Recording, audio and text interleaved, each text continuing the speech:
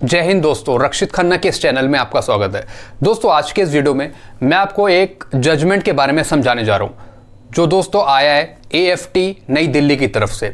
दोस्तों इसमें कुछ एक्स सार्जेंट है और दूसरे रैंक के हैं जिन्होंने दोस्तों ये केस किया, और इसमें वर्सेस हैं union of India and ORs, यानी एप्लीकेंट हो गए एक्स सार्जेंट और भी रैंक के, और रिस्पोंडेंट हैं union of India and ORs। दोस्तों ये जो केस है काफ़ी दोस्तों ये अभी का केस नहीं है, काफ़ी दोस्तों ये पहले भी लड़ा जा चुका है किसी दूसरे स्टेट के द्वारा। काफ़ी दोस्तों इसमें बहुत सी मांगे उठी, लेकिन ये अभी भी पूरी तरीके से लागू नहीं हो पाया। दोस्तों इस केस को देखते हुए मैं तो ये तो कह सकता हूँ कि ये जवानों के हक में है, लेकिन क्या इसका पूरा जो रिजल्ट है वो सक्सेसफुल होगा? चलिए दोस्तों मैं आपको पहले इस जजमेंट के कुछ मेन मुद्दे समझा देता हूं जो उसमें बातें उठी और जजमेंट क्या था, फिर मैं दोस्तों आपको अपनी बात बताऊंगा। दोस्तों जैसा कि आप देख रहे हैं ये जजमेंट है, इसकी कॉपी दोस्तों मेरे पास है, आप मेरे से भी ले सकते हैं व्हाट्सएप पे। चलिए दोस्तों पहले समझते हैं कि इसका जजमेंट क्या था। AFT दिल्ली का सराहनीय फैसला जवानों के हक में, कोर्ट में उठे प्रश्न।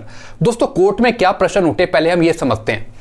क्या कर्मचारी जो 1 वर्ष के 30 जून या पिछले वर्ष के 31 दिसंबर को सेवानिवृत्त हुए हैं, रिटायर हुए हैं, क्या वे 1 जुलाई को होने वाले वेतन वृद्धि का लाभ पाने के हकदार हैं या फिर अगले साल की 1 जनवरी से, यानी जो 30 जून में रिटायर हो गए हैं, क्या उनको जुलाई का इंक्रीमेंट मिलेगा? सबसे इंपॉर्टेंट बात।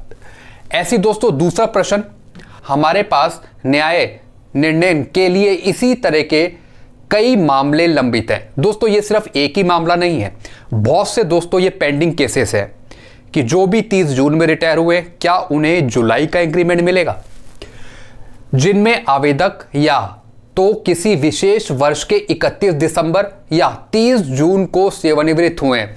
दोस्तों इसमें 2 कंडीशन है, या तो 31 दिसंबर में वो रिटायर हुए हो जिनका नेक्स्ट इंक्रीमेंट 1 जनवरी है, या फिर जो 30 जून में रिटायर हुए हो जिनका नेक्स्ट इंक्रीमेंट 1 जुलाई है, उन्हें वेतन वृद्धि नहीं दी गई। बहुत से डिपार्टमेंट थे दोस्तों जिसमें डिफेंस फोर्सेस भी शामिल थे, जिसमें सिविल डिपार्टमेंट भी थे, उनको कई को नेक्स्ट इंक्रीमेंट नहीं दे रहे थे। उपरोक्त सभी मामलों में आवेदक संबंधित वर्ष के 30 जून को सेवानिवृत्त हुए हैं। ज्यादातर जो मामले हैं वो रिटायर हुए 30 जून को, यानी उनको जुलाई का इंक्रीमेंट नहीं दे रहे थे। हालांकि उन्हें वेतन वृद्धि के लाभ से वंचित कर दिया गया था, क्योंकि जब तक वेतन वृद्धि देय हुई तब तक वे सेवा में नहीं थे। दोस्तों इनका कहना था कि हम इन्हें नेक्स्ट इंक्रीमेंट क्यों दें, क्योंकि उस दौरान तो वो सेवा में नहीं है, यानी जून तक की उन्होंने अपनी पूरी सेवा करी, यानी जो जून का जो उनका लास्ट पे ड्रॉन है उसी के आधार पे उन्हें पेंशन और जो उनके सेवानिवृत्त भत्ते हैं वो उन्हें दिए जाएंगे। तो जुलाई का इंक्रीमेंट इसलिए नहीं दिया जा रहा था क्योंकि जुलाई में तो उनकी कोई सर्विस रही नहीं, जुलाई में तो वो सेवा में थे ही नहीं, सिर्फ जून तक उन्होंने काम किया और उसी के आधार पे, उसी महीने के लास्ट पे ड्रॉन के आधार पे हम उन्हें पेंशन देंगे। ये बात दोस्तों उठाई गई थी, इस वजह से उनको जुलाई का इंक्रीमेंट नहीं दे रहे थे क्योंकि वो सेवा में नहीं है। हमने दोनों पक्षों को विस्तार से सुना है और रिकॉर्ड पर मौजूद दस्तावेजों की जांच करी है। दोस्तों ये जो निर्णय दिया है इनकी बेंच ने, इन्होंने पूरे चीज़ों को समझा, उसके बाद दोस्तों ये फैसला दिया है। अब दोस्तों मेन जजमेंट क्या था ये हम समझते हैं। जजमेंट का पहला पॉइंट देखिए, किसी विशेष वर्ष के 30 जून को सेवानिवृत्त होने वाले सभी आवेदकों के लिए किसी विशेष वर्ष में 1 जुलाई को देय वेतन वृद्धि का भुगतान किया जाएगा, यानी जो उनका जुलाई का इंक्रीमेंट है वो भी दोस्तों दिया जाएगा भले ही वो 30 जून में रिटायर हो गए हों, और पेंशन सहित सेवानिवृत्ति लाभों की गणना तदनुसार की जाएगी। दूसरा पॉइंट, बिना ब्याज के सभी बकाया का भुगतान किया जाए और शुद्धि पत्र इस आदेश के 4 महीने के भीतर PPO जारी किए जाएं। तो दोस्तों जो भी इनका ड्यू था, जो जुलाई का इंक्रीमेंट था, वो इन्हें दिया जाएगा और उसका पुराना एरियर भी दिया जाएगा। उसके बाद कॉरिजेंडम PPO इशू किया जाएगा, ऐसा दोस्तों जजमेंट में कहा। तीसरा पॉइंट, इस आदेश के तहत सभी मामलों का निपटारा किया जा सकता है। इसमें जो भी पेंडिंग चीजें थी वो इस केस में खत्म कर दी गई। तो दोस्तों ये कुछ जजमेंट था।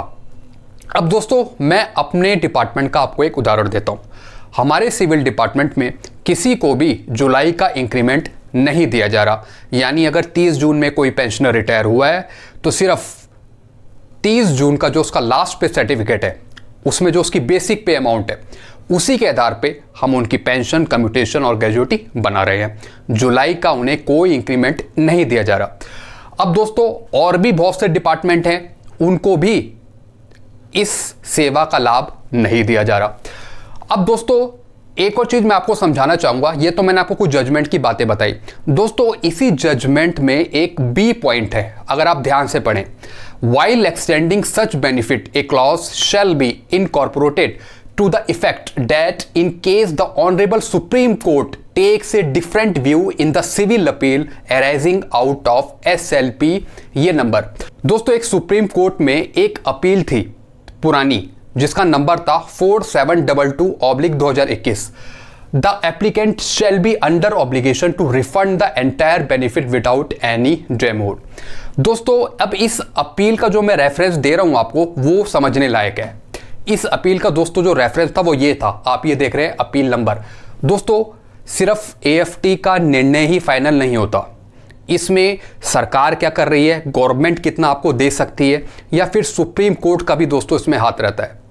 तो दोस्तों इस केस को अगर हम जजमेंट के अनुसार देखूं तो दोस्तों ये फाइनल जजमेंट है, लेकिन सरकार को आपको पे करना है, सरकार को देना है आपको, कोर्ट को नहीं देना। कोर्ट ने तो सिर्फ अपने निर्णय सुना है, लेकिन सरकार कहां तक आपको दे रही है, उसके बाद जो सुप्रीम कोर्ट में जो पुरानी अपील है इस केस को लेकर उसको भी दोस्तों यहां पे देखा जाएगा।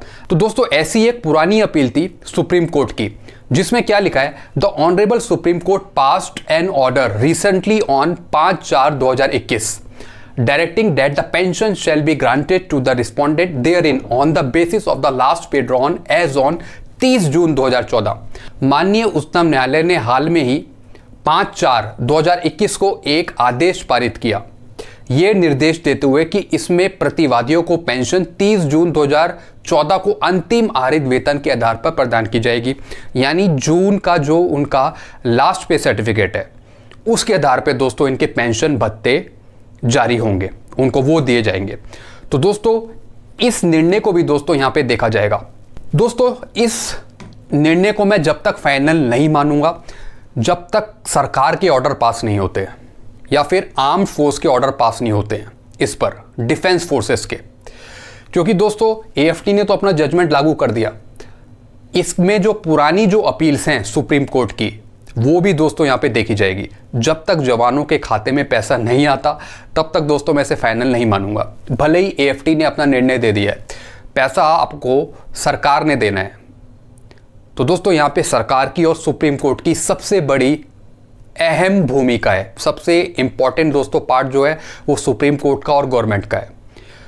क्या वो इतना पैसा जवानों को देगी इसके बेस पे, क्योंकि दोस्तों सिविल में और अदर डिपार्टमेंट में इन चीज़ों को लागू नहीं करा गया है।